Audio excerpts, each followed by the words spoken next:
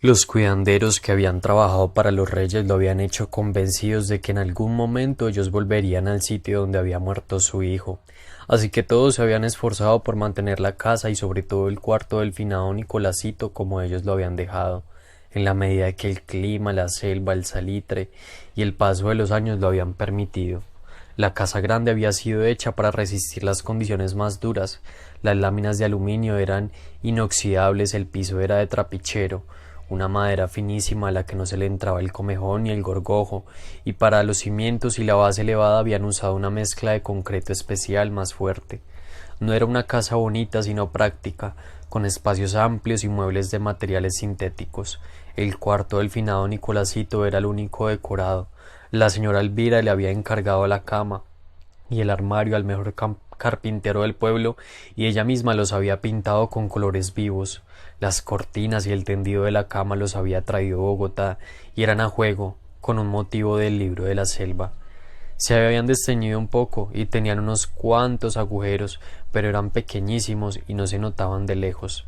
En el armario, entre bolitas de naftalina, quedaba alguna ropa de Nicolásito, unas camisetas y pantalones, dos pantalonetas de baño, un par de tenis y unas chanclas. La puerta se mantenía abierta, con una caracola que él mismo había traído de Negritos, un día que salió a pescar con su papá y sus juguetes estaban en un cofre de madera que también había pintado la señora Elvira. Sobrevivían los que eran de plástico o madera, pues los que tenían partes metálicas hacía años se habían oxidado. Ahora Damaris aceptó que Rogelio tenía razón. La perra no debía acostumbrarse a estar con ella dentro de la cabaña o la casa grande, donde pasaba gran parte del tiempo limpiando y encerando. Podía destrozar algo, la caracola del finado Nicolásito, uno de sus juguetes, sus tenis, o Dios no lo quiera, los muebles que le había pintado su mamá. Con pesar y culpa, Damaris sacó a la perra de la cabaña y ya no la volvió a dejar subir detrás de ella a ninguna de las dos casas que se elevaban del suelo sobre estacas de concreto especial, las de la casa grande y de madera ordinaria las de la cabaña. Pero tampoco la obligó a vivir debajo de ellas como a los otros perros. A la perra le dio un sitio en el kiosco donde estaría protegida de la lluvia y los perros tenían prohibida la entrada. Era el cumpleaños de la tía Gilma y Damaris salió temprano a visitarla, antes de que llegaran las primeras lanchas de Buenaventura. Ese día comenzaba la temporada alta de mitad de año y quería evitarse las hordas de turistas que desembarcarían en el muelle e irían al otro pueblo donde estaban los mejores hoteles. La noche anterior apenas había caído una llovizna, el cielo había amanecido despejado y el azul del mar muy quieto. Se veía que sería uno de esos días raros, sin nubes, de cielo azul vivo y de calor ardiente. Cuando pasó por la casa de doña Lodía, ella salió del interior y la llamó con la mano. En el estadero estaban sus hijas organizando las mesas y poniendo los manteles. Doña Lodía tenía su delantal de cocina y en las manos un cuchillo de destripar pescado. Se murió el perro de Jimena, dijo. Damaris quedó desconcertada. ¿Cómo? Preguntó. Ella dice que envenenado, igual que la mamá. Doña Lodía asintió. Ahora solo quedan su perra y el mío, dijo. Los perros ya habían cumplido 6 meses. El de doña Lodía estaba echado en la playa, afuera del estadero, en el lugar donde antes pasaban los días su mamá. Era de un tamaño mediano como la perra de Damaris, pero eso era lo único en lo que se parecían. Tenían las orejas puntiagudas y el pelo negro y desordenado. En cambio, las orejas de su perra se habían desmantenido caídas y su pelo seguía siendo gris y muy corto. Nadie habría pensado que eran de la misma camada. Damaris tuvo el impulso de volver a su casa para abrazar a la perra y asegurarse de que seguía bien, pero era el cumpleaños de la tía Gilma y se obligó a seguir hacia el otro pueblo. Desde que había sufrido el derrame a la tía Gilma le costaba moverse y pasaba todo el tiempo en una mecedora que corrían de la sala al comedor de la entrada y del corredor de la entrada a la sala. Dormía en un cuarto con las dos hijas y las nietas de Luzmila. El marido de la hija mayor trabajaba en Buenaventura y solo venía algunos fines de semana. Luzmila y su marido dormían en el otro cuarto. Él trabajaba en construcción y ella vendía productos de revistas como ropas, perfumes, maquillajes, alisadores de pelo, baterías de cocina. No les iba mal, La casa era pequeña pero de ladrillo y tenía muebles, un comedor ovalado de madera y una sala con dos sofás tapizados en tela de flores. Almorzaron arroz con camarones, cantaron el feliz cumpleaños y se comieron una torta con crema azul que habían encargado en Buenaventura. Las niñas le entregaron un regalo a su bisabuela y a ella se le escurrieron las lágrimas. Damaris le pasó el brazo por la espalda y se la estuvo sobando un rato. Luego las niñas quisieron jugar con la tía Damaris y se le encaramaron por las piernas y los brazos. La puerta y todas las ventanas estaban abiertas, pero el sol estaba en la mitad del cielo y no había un soplo de brisa. Luzmila y sus hijas se abanicaban con las revistas. La tía Gilma se mecía lentamente en su silla y las niñas siguieron brincando sobre Damaris, que empezó a sentirse sofocada. Ahora no, les decía. Paren, por favor. Pero las niñas no pararon sino que hasta Luzmila les pegó un grito y las mandó para su cuarto. Por la tarde, cuando salía hacia su pueblo, Damaris pasó por los puestos de artesanías. Todavía llegaban sus turistas desde el muelle a pie o en mototaxi, con las maletas al hombro, cansados y sudando, pero la mayoría ya se había instalado en sus hoteles y muchos paseaban por ahí, mirando los jarrones y los sombreros y las mochilas de jícara que los indígenas extendían en el suelo sobre unas sábanas desteñidas. Costaba avanzar entre la gente. En un momento Damaris quedó atascada frente al puesto de Jimena, que era mucho mejor que el de los indígenas. Estaba elevado del suelo, tenía techo de plástico y el tablón donde ponía la mercancía estaba forrado en una tela de terciopelo azul. Vendía pulseras, collares, anillos, aretes, manillas tejidas, papel de arroz y pipas para fumar marihuana. Damaris y Jimena cruzaron una mirada y Jimena se levantó y la abordó. «Me mataron a mi perrito», le dijo. Ellas dos nunca habían hablado. «Así me dijo doña Lodía», respondió. «Fueron los vecinos, unos hijueputas». Damaris se sintió incómoda de que le hablaran mal de esas personas, aun cuando no sabía quiénes eran, pero al mismo tiempo Jimena le daba lástima. Olía a marihuana, tenía la voz ronca por el cigarrillo, la piel manchada y con arrugas, y en las raíces del pelo que llevaba largo y se desteñía de negro, se veía que lo tenía todo blanco. Le contó que hacía unas semanas una gallina de los vecinos había cruzado la cerca y que el perro la había matado mientras estaba en su propiedad, y ahora misteriosamente su perro aparecía muerto. Jimena no tenía ninguna otra prueba para acusar a los vecinos y ni siquiera podía asegurar que el perro había sido envenenado. Damaris pensó que era posible que lo hubiera matado otra cosa, una culebra o una enfermedad, por ejemplo, y que si Jimena tenía tanta rabia contra los vecinos era solo para no hundirse en la tristeza.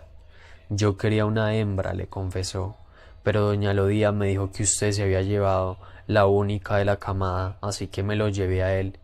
Era diminuto. ¿Se acuerda cómo eran? El Simoncito me cabía en las manos». Cuando llegó a su casa, Damaris se alegró de ver a la perra, tanto como la perra de verla a ella, y la estuvo acariciando un largo rato, hasta que se miró las manos y se dio cuenta de que se le habían manchado de mugre. Decidió bañarla. El sol todavía estaba pegando fuerte y ella necesitaba secarse del calor y el sudor de la caminata. La bañó junto al lavadero con el cepillo y el jabón azul de lavar ropa, para desgracia de la perra, que odiaba el agua, y bajó la cabeza y escondió la cola. Luego, mientras la perra se secaba con las últimas luces del sol, Damaris lavó una ropa interior que había dejado en remojo y se bañó ella. Como en la cabaña no había ducha, siempre se bañaban en el lavadero, sin quitarse la ropa y echándose agua con una totuma. El atardecer fue espectacular. Parecía como si hubiera un incendio en el cielo y el mar se puso morado. Ya estaba oscureciendo cuando colgó la ropa interior en un tendedero pequeño de piso que tenían en el kiosco y dejó a la perra, que seguía ofendida por el baño, en su cama, una colchoneta doblada en dos que la había forrado con unas toallas viejas. Por la noche seguía sin llover, pero tuvieron que cerrar la puerta de la cabaña y todas las ventanas porque se habían alborotado los clavitos, unos zancudos pequeños que picaban como agujas. Rogelio fue por una olla vieja y retorcida que guardaban debajo de la casa. La llenó de estopa de coco y le prendió fuego. La estofa empezó a quemarse y los clavitos se fueron un rato, pero apenas el humo se aclaró, regresaron en cantidad y ambos tuvieron que agarrar un trapo para espantarlos. No pudieron ver la telenovela en paz, hacían tanto calor que a él le crecieron 2 manchas de sudor en las axilas y ella le chorreaba un hilo de agua por las patillas. —¿Es que no va a llover? —se quejó Damaris mientras batía el trapo. Rogelio no respondió y se fue a su cama. Ella se quedó viendo televisión porque sabía que con ese calor y los clavitos mortificándola no podía dormir. Más allá de la medianoche, cuando estaban en las televentas, de repente explotó un rayo cercanísimo que por un instante lo iluminó todo. Damaris pegó un brinco del susto. La luz se fue y se soltó un aguacero tremendo, con rayos, truenos y tanta agua que era como si cayera abaldado sobre el techo de la cabaña. Pero el clima se refrescó, los clavitos desaparecieron y Damaris, sabiendo que la perra estaba protegida en el kiosco, se fue a dormir. A la mañana siguiente seguía lloviendo duro y ella, como había trasnochado, se levantó tarde. El piso se sentía húmedo y la toalla donde habían quemado la estopa de coco la noche anterior servía ahora para recibir el agua de una gotera en la mitad de la sala. No había vuelto la luz y Rogelio estaba en una de las sillas plásticas frente al televisor apagado mientras se tomaba un café que debía haber preparado en el kiosco. —Esa perra tuya hizo desastre esa noche —dijo. Damaris se horrorizó, no porque la perra hubiera podido hacer algo, sino por el castigo que Rogelio debía haberle dado aprovechando que ya no estaba. —¿Qué le hiciste? —Yo nada, pero ella te volvió mierda unos brasieres.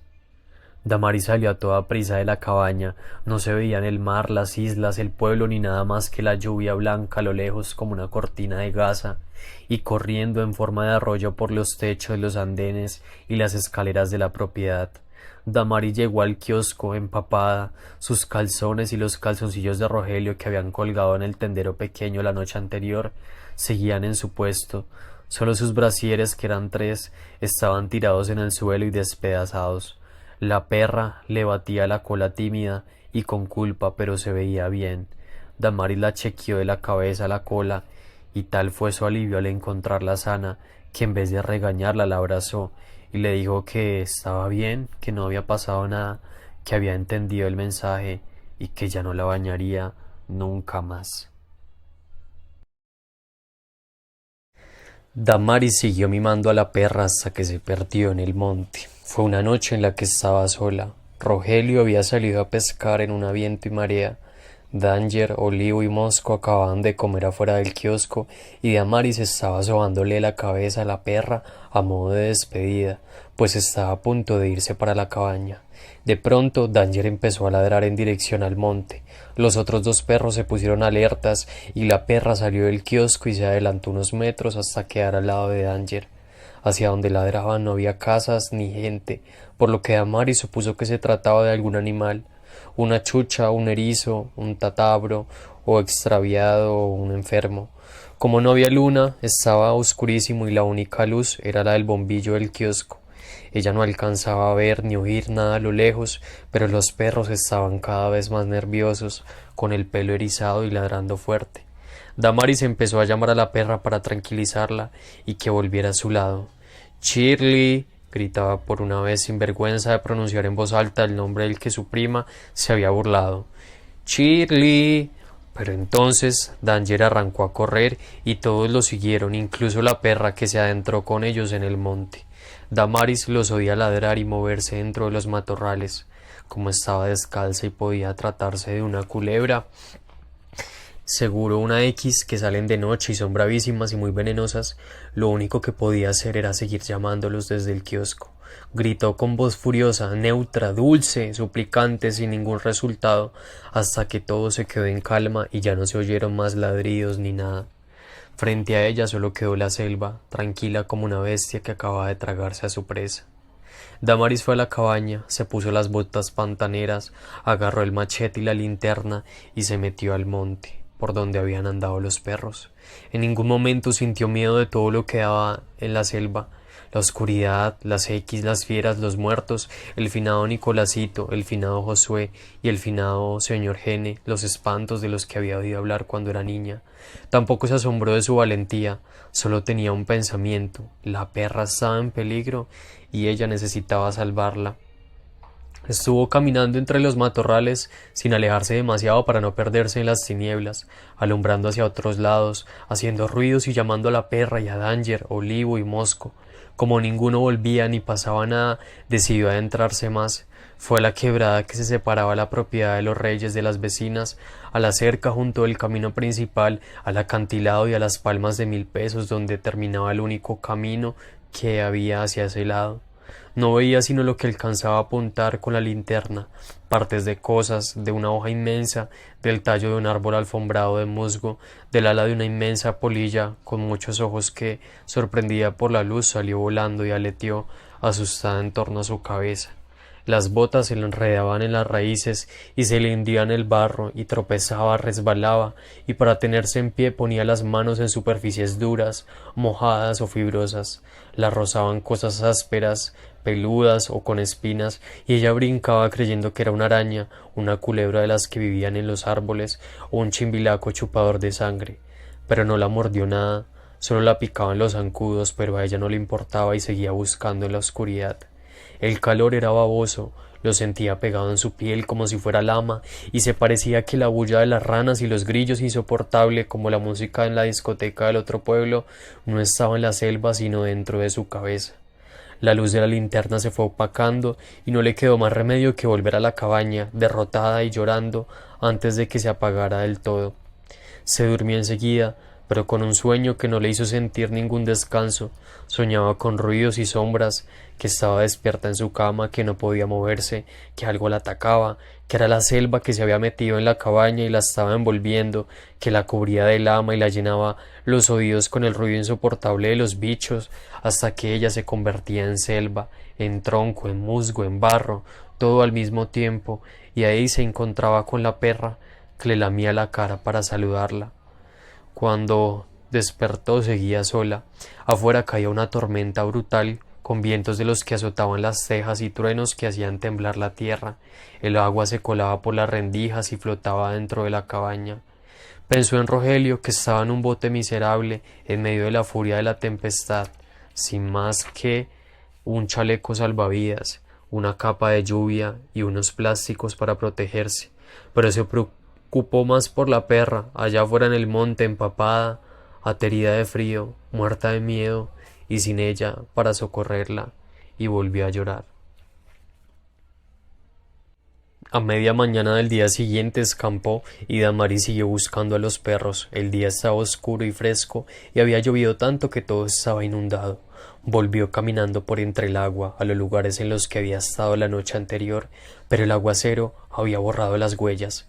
Tampoco había huellas en el camino principal, que estaba encharcado como lo demás, y ella recorrió completo.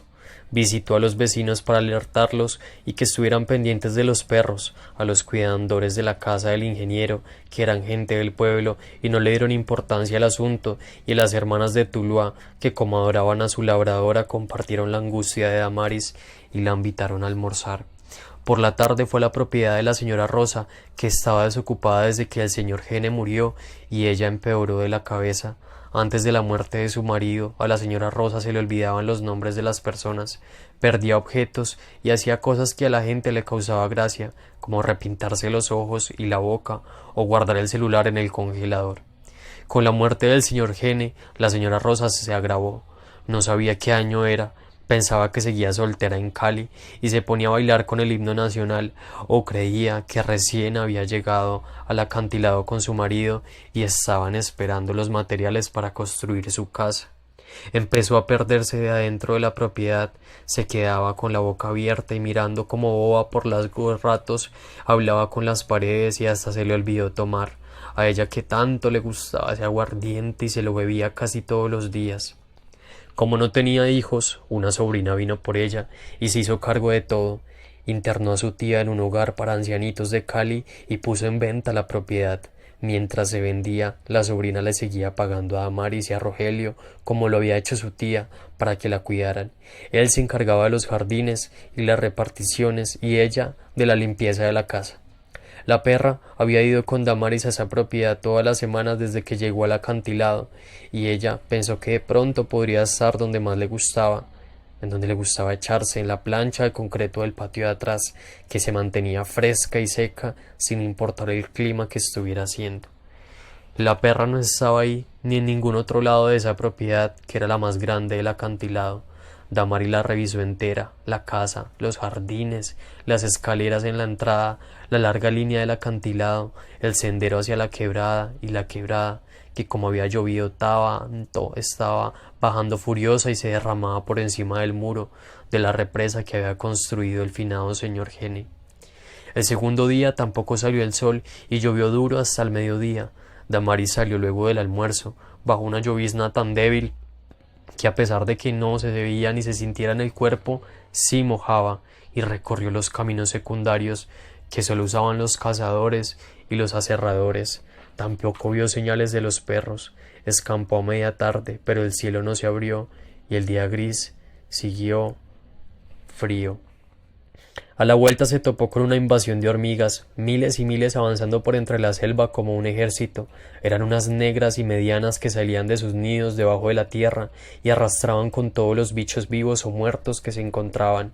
Tuvo que correr para rebasarlas, pero se le alcanzaron a subir algunas, y mientras se las sacudía, la mordieron en las manos y las piernas. Aunque las mordeduras ardían como el fuego, el dolor se pasaba rápido y no dejaban ronchas.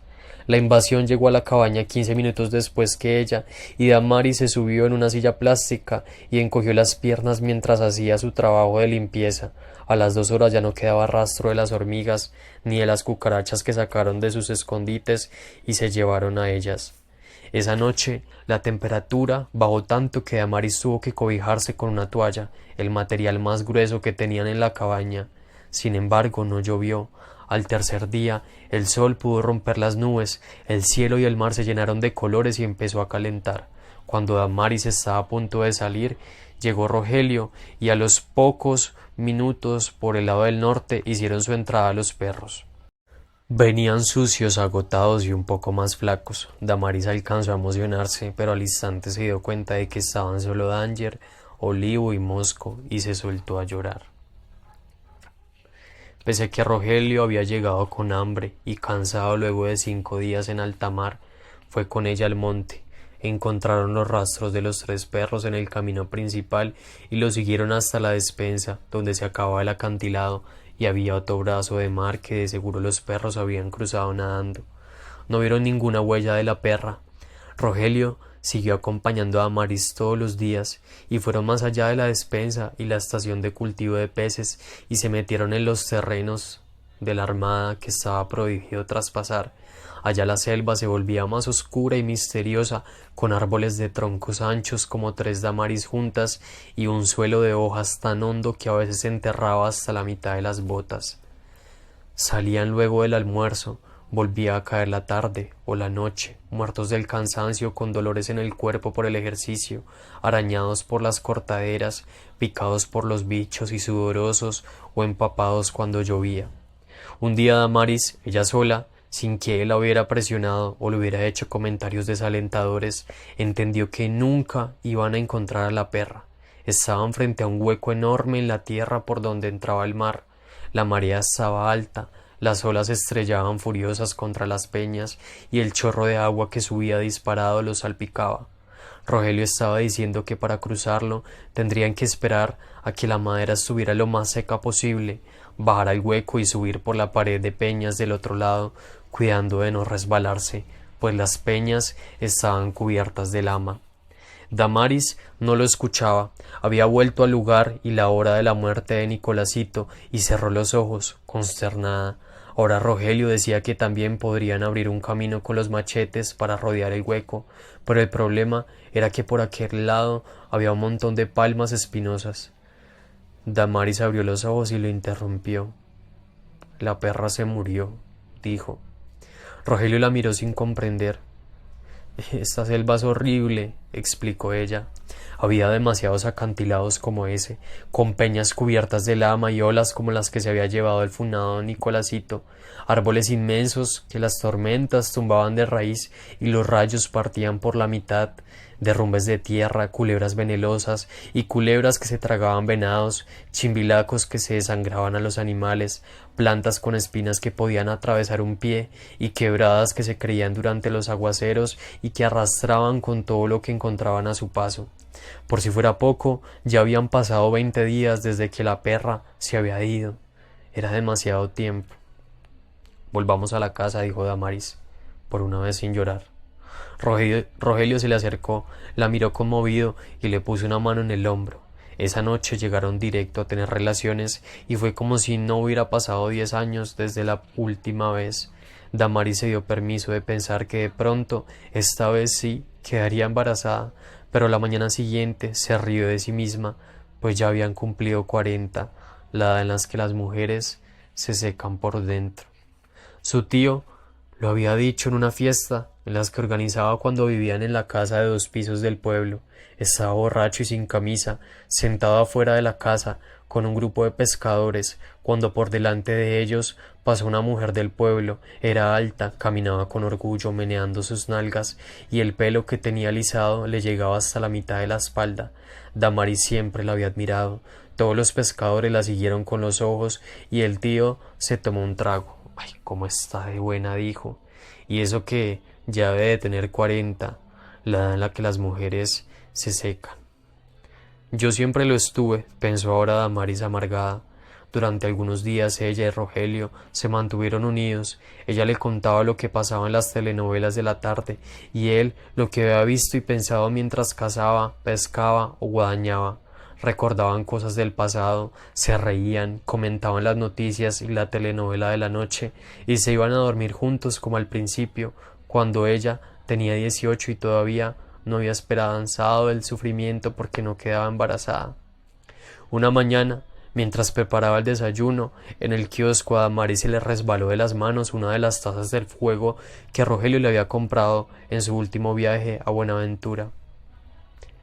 «Ni 2 meses se duraron», dijo él molesto. «Vos sí tenés esa mano pesada». Damaris no le contestó, pero esa noche, cuando apagaron el televisor y él intentó acercarse, ella le hizo el quite y se metió al cuarto donde dormía sola. Se estuvo mirando las manos durante un rato. Las tenía inmensas, con los dedos anchos y las palmas curtidas y resecas, y las líneas tan marcadas como grietas en la tierra. Eran manos de hombre, las manos de un obrero de construcción o un pescador capaz de jalar pescados gigantes. Al otro día, ninguno de los dos dijo buenos días, y entonces volvieron a tomar distancia, a no mirarse a la cara, a dormir separados y a hablarse solo para lo necesario.